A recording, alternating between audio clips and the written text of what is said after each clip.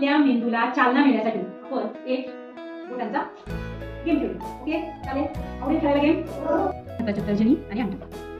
एका हाताची तर्जनी आणि दुसऱ्या हाताचा अंगठा एकमेकांना जोडायचा आहे आणि नंतर दुसरा अंगठा आणि तर्जनी एकमेकांना जोडायची आणि या पद्धतीने बोटांची मुवमेंट करायची आपल्याला. या पद्धतीने बोटं हलवायची. ठीक आहे? आणि एकदा आल्यानंतर हा जो खेळ आहे तो आपण फास्टमध्ये खेळू शकतो. फास्ट मुवमेंट होतो. आणि हा गेम काय करतो?